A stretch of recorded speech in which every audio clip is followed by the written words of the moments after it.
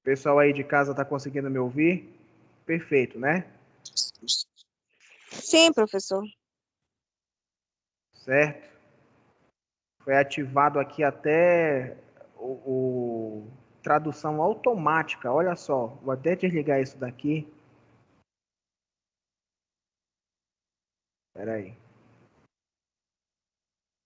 São as legendas ao vivo. Pronto, foram desligadas. Então, amigos, vamos lá. Hoje o tempo é curto. Tenho só duas coisas para falar para vocês. Nosso conteúdo de prova, ele é sobre educação continuada, que foi o que nós falamos algumas semanas atrás, que abordava a perspectiva de ensino para os profissionais da saúde e entre outros profissionais. A educação continuada, ela não é realizada apenas para enfermeiros e nem é realizada apenas para profissionais da saúde, né? A verdade é que a educação continuada é feita em todo o meio produtivo e tem como objetivo, né, fazer com que nós tenhamos o melhor empenho profissional e uma valorização do ambiente de trabalho, tá? Só que a gente para e pensa assim, é fácil trabalhar com educação continuada? Não. Infelizmente, nós precisamos entender que quando a gente quer valorizar, por exemplo, essa questão da educação continuada, a gente tem um trabalho muito grande pela frente. Ou seja, a gente tem um desafio que nos propõe modificar a realidade que nós temos em hospitais, empresas, entre outros. Então, infelizmente, o trabalhador ele ainda tem uma aversão muito grande em poder somar nesse processo de educação continuada. O nosso outro conteúdo que nós temos para a segunda avaliação de vocês fala sobre tipos de metodologias utilizadas para valorizar o processo de aprendizagem, ou seja, o processo de aprender ou de troca de informações entre um professor e um aluno, ou, no nosso caso, entre um enfermeiro educador e a população em geral, tá? Eu vou espelhar aqui para vocês só um minuto.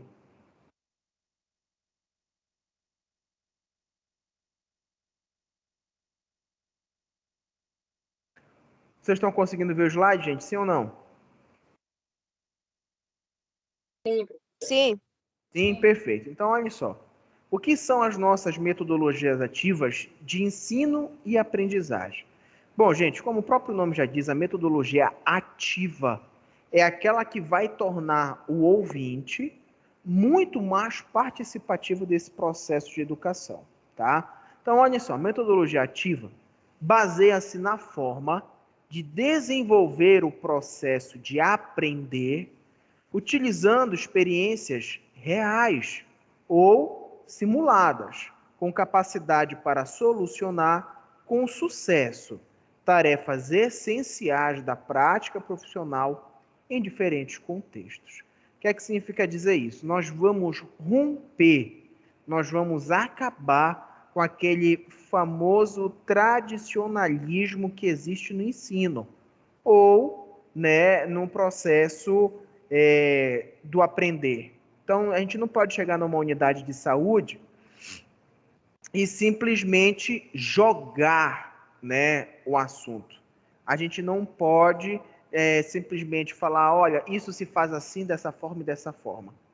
Quando não há interação entre aquele que fala e o que escuta, esse processo ele tem uma barreira. Significa dizer que ele não ocorre da forma como nós esperávamos, né? Isso significa que o processo é produtivo? Não, né? Se nós temos um bloqueio dentro dessa perspectiva, é claro que esse processo ele não vai ser contínuo.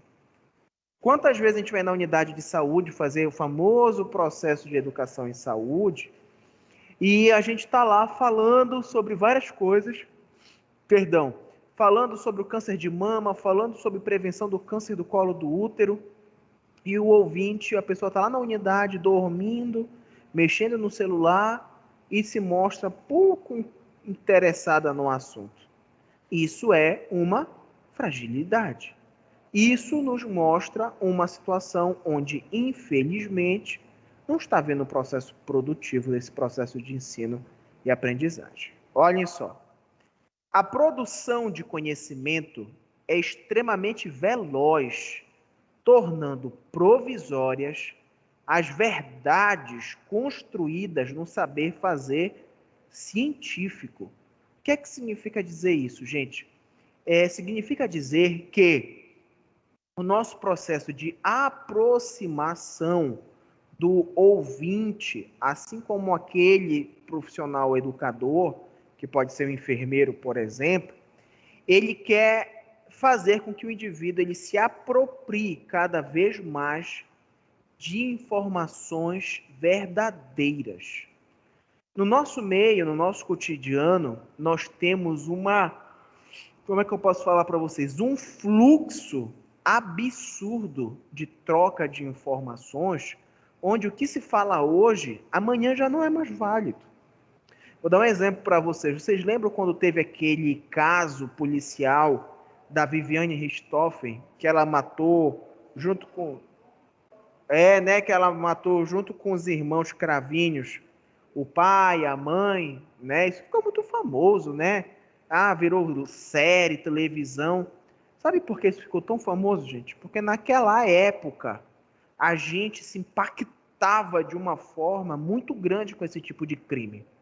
Mas se vocês forem parar para avaliar, gente, quantos crimes igual àqueles não estão ocorrendo hoje em dia e a gente já olha para aquilo com normalidade, não é verdade? Vou dar um exemplo para vocês. Aquele caso dos Nardoni, da menina. Vocês lembram de há pouco tempo atrás aquele caso do garoto do Jairinho, né? Que o garoto gente, olha, as pessoas nem falam mais disso. Quem é esse Jairinho? Ninguém sabe, né? Olha aí quantas histórias de violência, agressão, morte que acontecem em um outro momento. Isso já passou. Infelizmente, a difusão dessas informações, elas estão tirando o foco da concentração do que a gente vê. Então, é tanta coisa. Olha, não toma vacina porque vacina faz mal. Não toma vacina porque vacina mata. Cuidado com a vacina que causa autismo. É tanta informação que o público ele não consegue mais muitas vezes parar, avaliar, interpretar e tomar uma própria decisão. Será que a gente muitas vezes não pensa pelos meios midiáticos? Né? Claro. Às vezes a mídia impõe uma coisa lá que tu nem raciocina, tu já quer fazer. Olha, tem que tomar terceira dose. Opa, já quero tomar minha terceira dose. Você não leu nada no artigo científico que fala sobre isso. Você não só viu a repórter falando sobre isso, já quer tomar a vacina. Não estou dizendo que não é para tomar, porque até eu tomei, né? Graças a Deus. Mas eu digo, gente, que nós precisamos ter uma autointerpretação sobre essa verdade. Vou dar um exemplo para vocês. Todo mundo aqui sabe disso, provavelmente, né? Não tem como, mas vocês viram o caso que aconteceu com a Marília Mendonça, né? Então, sexta-feira passada eu dei uma cochilada, quando eu acordei, estava lá na televisão o quê? Avião da Marília Mendonça caiu, mas ela estava bem. A reportagem estava falando que ela já tinha até dado sinal de vida, só tinha alguns arranhões e tudo mais. Depois a reportagem disse que parecia que havia um morto entre todos que estavam no avião. O que foi que aconteceu? Todos estavam mortos, né? Então, gente, o que é que eu digo para vocês? Essas verdades provisórias, elas são muito perigosas. Porque se agora eu chego para vocês que estão aí, para a Sofia que está aqui e fala, olha, gente, vou falar uma coisa para vocês, não saiam daqui da Isa mais agora, porque eu vi um cara armado ali debaixo da árvore. Vocês vão acreditar em mim? Por causa do cotidiano que vocês têm, pela pessoa que vocês conhecem, né? E se eu chego para vocês e falo, olha, vou dizer uma coisa para vocês, eu trabalho com vacina e tem muita gente morrendo por causa da vacina da Covid. Talvez vocês até tomariam uma vacina, mas vocês poderiam ficar até meio, eita, e agora? O que é que a gente faz? Então, vocês imaginam uma mistura de informações que freia o indivíduo de tomar uma decisão correta. Bom, vamos continuar. Reflexão sobre a inserção do profissional da saúde no contexto atual. Se a gente parar e pensar, o enfermeiro, ele é um educador? Claro, gente, né? Inclusive, o enfermeiro, ele é considerado o profissional da saúde mais ligado ao processo educacional. Ele orienta a alimentação, às vezes, com o cara que é diabético, hipertenso. Ele fala sobre medicação, sobre hábitos de vida, sobre prevenção. É o profissional mais ligado à prevenção. Então, não existe enfermagem sem o processo educativo. Tá bom? Outro ponto, olha só que interessante. A inequívoca influência dos meios de comunicação na construção e formatação do homem profissional. O que é que significa dizer isso? Mais uma vez o que eu comentei com vocês. O ser humano, ele tem construído seus hábitos perante uma construção social. Como assim, professor? Vou dar um exemplo para vocês. Antigamente, quando a gente era criança, principalmente menina, aparecia o comercial da Xuxa, do tamanco da Xuxa. Todas as meninas queriam comprar uma sandália da Xuxa, o tamanco da Xuxa. Olha a sandália da Sandy, todo mundo queria a sandália da Sandy, né? Eu me lembro que na minha época tinha os bonecos que vendiam do Comando em Ação, né? Que eram os bonecos do momento. Todo menino queria esse boneco. Ou seja, o meio midiático, o meio social, ele estimula comportamentos de perigo. E aí eu faço uma pergunta para vocês, mas vocês podem ser bem sinceros sobre isso. Por exemplo, vocês acham que a mídia ela estimula sei lá, vamos imaginar, ele estimula com que jovens tenham precocemente atividade sexual, né? Algumas pessoas acham que sim, outras estão em dúvida, mas a verdade, gente, é que estimula de várias formas, né? Através dos beijos que se vê, dos próprios assuntos que envolvem, né, essa característica. Então, é algo que realmente faz com que a gente reflita melhor sobre este processo. Tá bom? Olhem só, a configuração de uma nova modalidade de organização, as sociedades de controle, o que torna necessária a adoção de uma postura crítica sobre a inscrição do sujeito no mundo. O que é uma sociedade de controle? É nada mais, nada menos do que os grupos sociais que querem impor regras dentro de outros grupos. Como, por exemplo, olha, eu como isso daqui, é só o que presta. E a pessoa que não tem condições de comer isso, como é que fica? Olha, eu visto esse tipo de roupa, é só o que presta.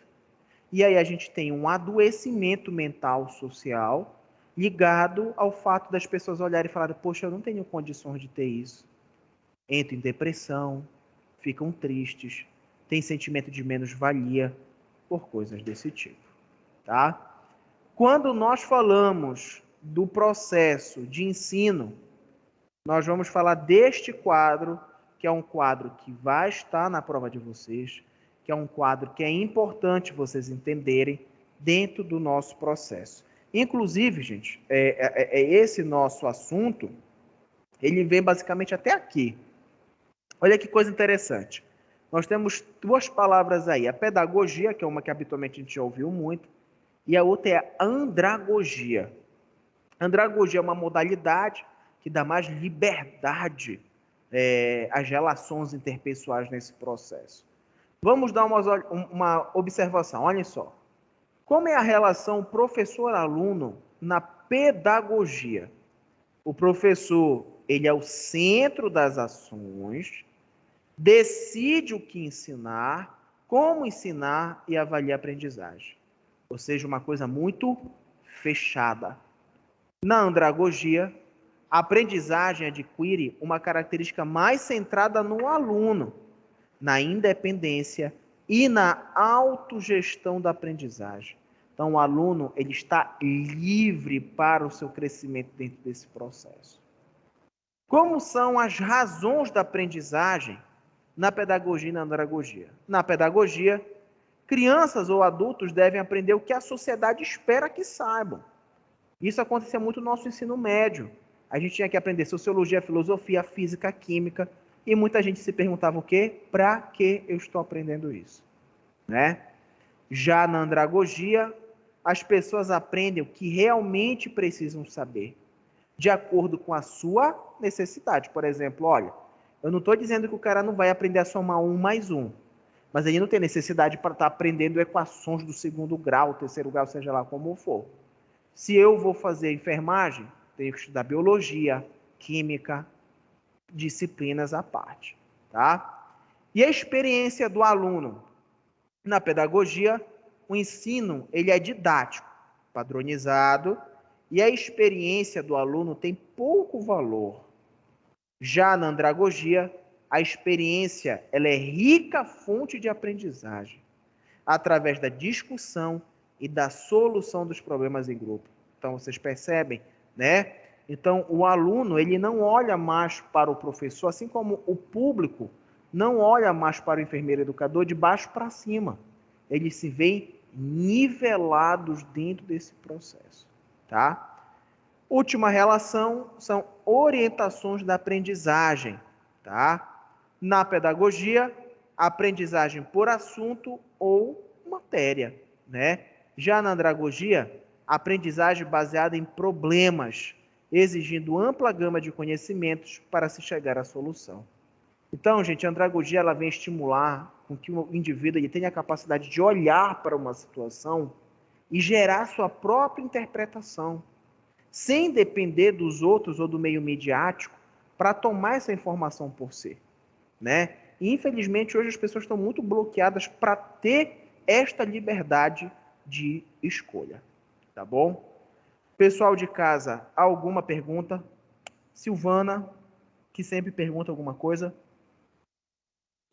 Não, não tenho. Não? Não, hoje não.